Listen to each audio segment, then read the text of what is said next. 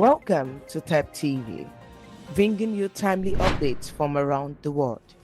I am Olamide Oke, and this is your Foreign Policy Brief.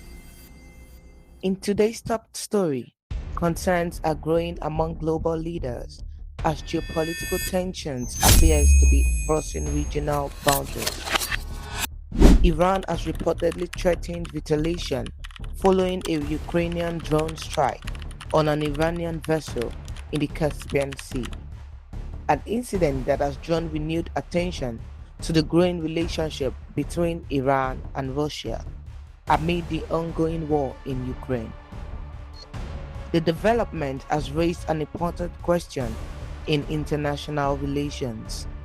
Could two of the world's most significant conflicts become increasingly interconnected? Analysts warn that if tensions continue to escalate, the implications could extend far beyond the nations directly involved, affecting global security, international alliances, and diplomatic relations across Europe, the Middle East, and beyond. The Caspian Sea, often overlooked in mainstream discussions, has now emerged as a strategic focal point due to its role in regional trade and military logistics.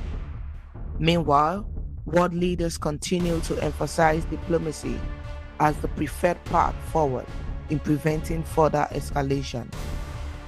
As the international community watches closely, one thing remains clear. In today's interconnected world, conflicts are no longer isolated. They have the potential to reshape global politics in profound ways. So here is our question for you. Do you believe diplomacy will prevail, or are we witnessing the beginning of a new geopolitical era?